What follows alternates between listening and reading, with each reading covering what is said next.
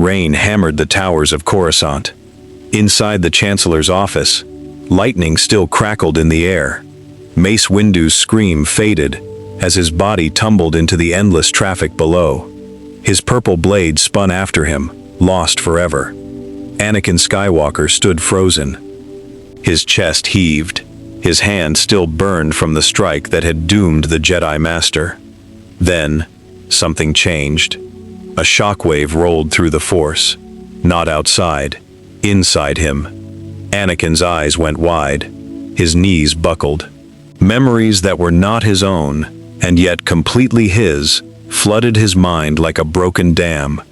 Mustafar, fire, a black mask, a cold mechanical breath, a son he had never met, a daughter he had never known, a death on the second Death Star, decades of pain, decades of chains.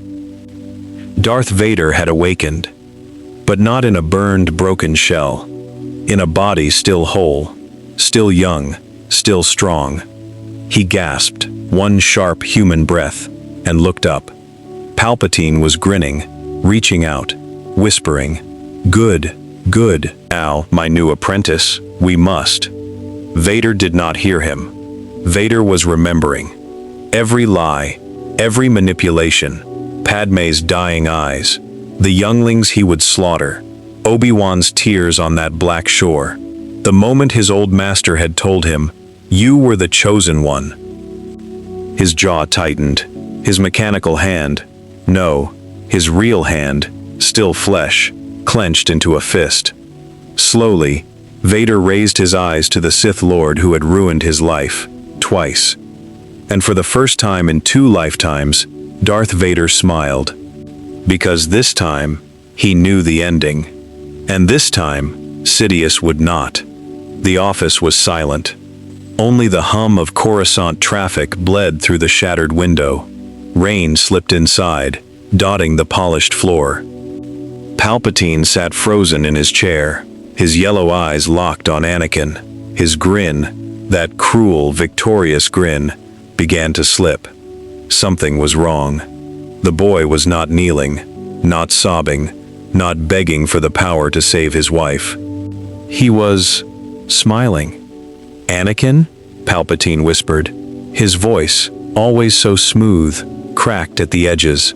"My boy, come. There is much to do." "No." One word, cold, sharp, final. Palpatine's fingers twitched on the armrest. Vader stepped forward, slowly. Each footstep echoed like a drumbeat. "You told me she would die," Vader said quietly. "You told me only the dark side could save her."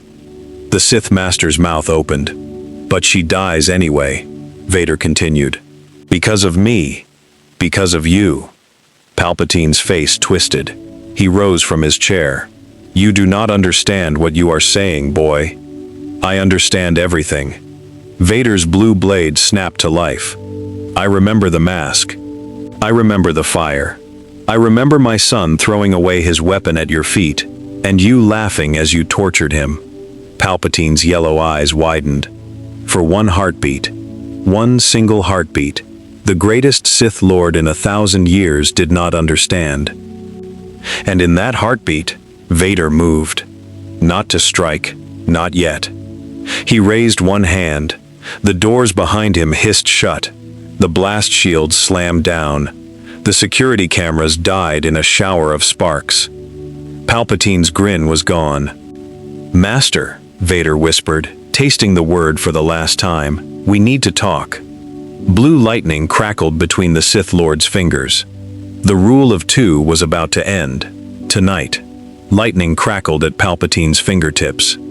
But Vader was faster. Much faster. The blue blade came up in a blur, a strike Anakin Skywalker had never known, but Darth Vader had practiced in nightmares for 20 years. Palpatine twisted, barely. The lightsaber sliced through his sleeve, cutting deep into his arm. Yellow blood, thick, wrong, ancient, splattered across the desk. The Sith Master howled. "Traitor!" Lightning exploded from his good hand. A storm of pure hatred. wild and untamed, screamed across the room. Vader raised his blade. The bolt struck the blue plasma and shattered into 100 smaller sparks that scorched the ceiling. He did not stop moving. Step, step, step. Each footfall pushed him closer. Each swing of his blade forced the Sith Master back toward the shattered window. "You cannot kill me," Palpatine screamed. "I am the Senate. I am the Republic." "You are a corpse," Vader answered. "You just haven't fallen yet." Palpatine leaped, impossibly fast, impossibly agile for a man who looked so old. He landed on his desk, red blade suddenly in his hand, and struck down with 2 centuries of hate. Their blades met, blue against red. The room lit up like a dying star. Vader felt it, the pull of the dark side, the whisper of every Sith who had ever lived, calling him to give in, to strike faster, harder, crueler. He listened, and he obeyed. With one twist of his wrist, Vader broke Palpatine's guard. The red blade flew from the Sith Master's hand and clattered across the floor. Sidious stumbled back. For the first time in 1,000 years, a Sith Lord knew he was going to die. "Wait," Palpatine gasped. "My boy, we can rule together." Vader's blade rose high. "I've heard that speech before." And then, it fell. Sidious's body hit the floor. 2 halves. Smoke curling from the burned edges. Yellow eyes still open, still surprised. Vader stood over the corpse, breathing hard. He waited. He waited for the pull, the whisper, the dark voice that had ruled him for a lifetime. But there was only silence. Because the man who had planted that voice was gone. Across the galaxy, something did not happen. On Utapau, Commander Cody rode toward a cliff, waiting for a transmission that never came. Obi-Wan Kenobi rode away on a lizard, alive. On Kashyyyk, Yoda felt a great shudder in the Force, not of death, but of something breaking. The clones beside him lowered their weapons, confused, their chips silent. On Felucia, Aayla Secura turned toward her troopers, expecting nothing, and got nothing. They simply stood there, waiting. On Megiddo, on Saleucami, on 100 quiet battlefields, the clones waited for the words, "Execute Order 66." The words never came, because the man who was supposed to speak them was in 2 pieces on a Coruscant floor. Millions of Jedi lives, men, women, children, Padawans, masters, hung on that single missing transmission. And they all lived. Yoda closed his eyes. His ears twitched. "Felt it, I have," he whispered. "Trembled. The dark side has. Fallen. Someone great has. But who?" Back in the Chancellor's office, Vader stared at the body. His blue blade still hummed in his hand. Sweat dripped down his young, unburned face. He had won. But now, he had a problem. Because if the Jedi lived, they would come for him. For Mevim, all of them. And they would find him, standing over the body of the elected leader of the Republic, with a lightsaber in his hand. The door chimed. "Chancellor? Are you all right in there?" "Red Guards." Vader's grip tightened on his blade. The war for the galaxy had just begun. Vader stepped over Palpatine's body. He raised one hand. The Red Guards outside the door, 6 of them, pikes ready, hit the wall with a wet crunch and slid down, unconscious. He did not kill them. He would need soldiers soon. Vader walked out onto the landing platform. Rain lashed his face. Coruscant's towers glittered like broken glass in the storm. He climbed into the Chancellor's private shuttle. "Destination?" the droid pilot asked. "The Jedi Temple." The shuttle lifted into the night. As it flew, Vader closed his eyes. He reached out through the Force, carefully, quietly, masking his presence the way his old master had taught him. He felt them. Mace's death had emptied the council chamber. Yoda was on Kashyyyk, Obi-Wan on Utapau, Kiadi Mundi on Megiddo. The strongest Jedi were scattered across the stars. Only the guards, the archivists, the Padawans, and the children remained. Vader smiled. Not with cruelty, with strategy. The shuttle landed at the temple steps. Jedi temple guards approached. Yellow blades ignited. "Chancellor's business?" one asked. Vader stepped out, alone, his blue blade at his side. "General Skywalker?" the guard said, confused. "What are you?" Vader raised his hand. The guards' weapons flew from their fists and clattered across the marble. "The Republic is dead," Vader said calmly. "The Chancellor is dead, and the Jedi Order is finished." He walked past them, up the long steps. Inside the Great Hall, holograms flickered to life across the galaxy. Every Jedi outpost, every temple, every clone commander, every Senate office. Vader stood beneath the statues of the 4 Jedi Masters. He looked into every camera, and he spoke. "I am Darth Vader, Sith Lord, new Emperor of the galaxy. Kneel or burn." Across 1,000 worlds, the Jedi went still. And then, they reached for their blades. Obi-Wan's ship tore through hyperspace. He gripped the controls until his knuckles went white. The reports could not be true. Anakin, his Anakin, killing the Chancellor, seizing the temple, declaring himself Emperor? No, it was a Sith trick, a trap, a lie. But the Force whispered otherwise. He landed at the temple's private hangar. Smoke drifted from the eastern spires. Bodies of temple guards lay where they had fallen. Not slaughtered, but stunned, disarmed, and bound. Obi-Wan drew his blade slowly. He walked through halls he had known since he was a child. Empty, silent, watching. The great doors of the council chamber hung open. He stepped inside, and he stopped breathing. Anakin sat in the center chair, Yoda's chair, his blue blade resting across his knees. Around him, the 12 council seats had been removed. In their place stood 12 black-armored figures, new guards, new order. And beside Anakin stood Padme Amidala. Her hands were folded, her face was calm. She wore no chains, no fear, no tears. She was choosing this. "Obi-Wan," Anakin said quietly, "you made it." "Anakin, what have you done?" "What I should have done years ago." Obi-Wan stepped closer, his voice cracked. "Padme, you cannot mean this. Tell me you cannot mean this." She looked at him, sad, steady. "He killed the man who was going to let me die, Obi-Wan. He killed the man who used all of us. What would you have done?" Obi-Wan's blade trembled in his hand. "Anakin, please, come home. There is still good in you. I felt it. I feel it now." Anakin smiled, sadly, almost gently.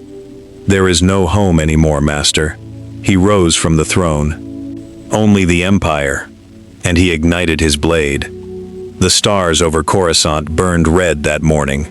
Obi-Wan's ship broke through the clouds, alone. No clearance codes, no landing signal, no voices on the comms, only silence, the kind that follows a scream. He stepped off the ramp with his lightsaber drawn. The streets were empty. Speeders sat abandoned in the sky lanes. Smoke curled from the shattered spires of the Jedi Temple. "Anakin," he whispered, "what have you done?" He climbed the steps of the Senate rotunda. Stormtroopers in red armor lined the walls, but none moved. They had been ordered to let him pass. That frightened him more than a blaster to the chest. The great doors opened on their own. Inside, the Senate chamber was gone. In its place, a throne, tall, black, carved from the melted armor of clone commanders and the broken hilts of 1,000 Jedi lightsabers. Bodies were stacked at its base like offerings. Mace Windu, Kiadi Mundi, younglings, senators who had refused to kneel. And on that throne sat Anakin Skywalker. Crowned in dark iron, robed in black, his yellow eyes glowing like twin suns. Beside him, still, beautiful, and utterly silent, stood Padme. Her hand rested gently on the arm of the throne. She did not look at Obi-Wan. She did not look away either. "You came," Anakin said softly. "I knew you would." Obi-Wan's hand trembled on his blade. "Anakin, please, this isn't you." Anakin smiled. "No, Master, this is finally me." He raised one gloved hand, and every door in the chamber sealed shut. The war was supposed to be over, but when Darth Sidious died screaming on the Senate floor, his final command never reached the Separatist droid army. The shutdown code, Order 66's dark twin, died with him. And so the droids kept marching. On Mustafar, the Separatist Council waited for orders that would never come. Then General Grievous's old flagship powered back on, piloted now by Wat Tambor, half mad with fear. He rallied the holdouts, Geonosis, Kali, Raxus, millions of battle droids, suddenly leaderless, suddenly free. "We fight for ourselves now," Tambor rasped, "for the Confederacy, forever." On Coruscant, Emperor Vader raised a black-gloved fist and unleashed his new empire.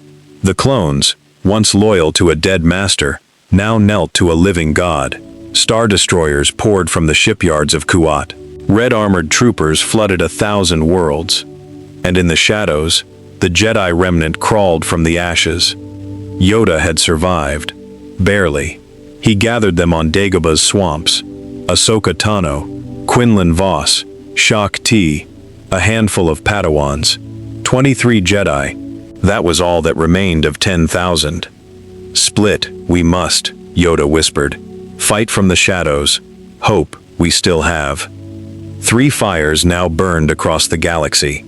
On Ryloth, clones battled droids in the streets, while Twi'lek villagers ran screaming. On Kashyyyk, Wookiees rose against Imperial garrisons. On Botha Wooey, Separatist tanks rolled over Imperial supply lines. There was no safe world left, no neutral system, no mercy. And deep in wild space, something worse stirred. 20 years passed. 20 long years since Anakin Skywalker had walked into the Senate chamber and walked out an emperor. 20 years since the Jedi Order fell. 20 years since Padme Amidala had spoken that single terrible word, kneel, and shattered the last light in Obi-Wan Kenobi's heart. The galaxy had changed. Forever. There was no rebel alliance. There was no whisper of a new hope. There were no twins hidden on desert planets or ice worlds. Because in this timeline, Padme Amidala never died in childbirth. She never gave birth at all. The children were never born. The healers on Coruscant had saved her, because the Emperor commanded it, because Vader had ripped open the sky to keep her alive. And in doing so, he had traded the future of the galaxy for the woman he loved. There was no Luke. There was no Leia. There was no chosen one waiting in the wings. Only Vader. The empire he built was not the empire of Palpatine. It was colder, crueler, more absolute. Where Sidious had ruled through fear and manipulation, Vader ruled through pure, crushing power. He did not need spies. He did not need propaganda. He simply knew. The Force whispered every rebellion to him before it began. Star destroyers numbered in the tens of thousands. The shipyards of Kuat, Fondor, and Corellia never stopped building.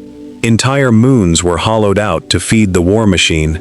Slave worlds, Kessel, Ryloth, Kashyyyk, produced spice, weapons, and bodies for the endless legions. And the Jedi? The Jedi were memory. Yoda had died on Dagobah in the 7th year of the Empire, not of a lightsaber, not of a blaster, but of a broken heart. The ancient master had lived 900 years to see the galaxy fall, and he could not carry the weight of it anymore. His last words, whispered to the swamp mist, were simple. No hope.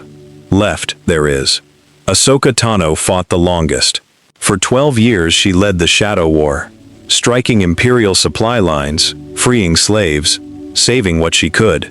She trained a handful of Force-sensitive children in secret caves on Lothal. She kept the flame alive.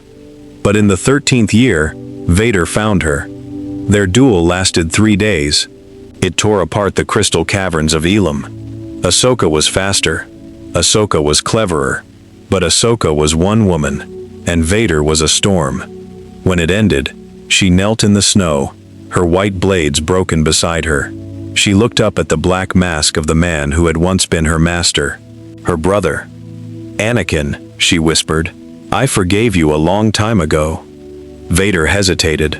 For one heartbeat, just one, the galaxy held its breath. Then his red blade fell.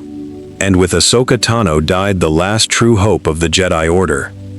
The Separatist holdouts lasted longer than anyone expected. Wat Tambor's droid legions fought a guerrilla war across the Outer Rim for nearly 15 years. Millions of tireless machines, marching on worlds no one remembered. Geonosis, Mustafar, Utapau. They did not need food, they did not need sleep, they only needed orders. But even droids can be destroyed. Vader personally led the campaign on Raxus Prime. He walked through fields of scrap and fire, his red blade cutting droids apart by the hundreds. When the last B-1 battle droid fell, it turned its blinking optical sensor toward the sky and rasped its final words. "Roger, Roger." Then silence. The Confederacy of Independent Systems, the last dream of Count Dooku, the last echo of the Old Republic's failure, was dead. The galaxy belonged to one man. On Coruscant, the Imperial Palace rose higher than the old Jedi Temple ever had. Black spires cut into the sky like knives. The throne room was the size of a small city, endless, cold, filled with the statues of fallen enemies. Mace Windu, frozen in carbonite. Count Dooku's skull, mounted on a pedestal. General Grievous's mechanical claws, hanging like a trophy. And at the center, the throne. Vader sat upon it, day after day, year after year. His breathing filled the vast hall. Hiss, hiss, hiss. The metronome of a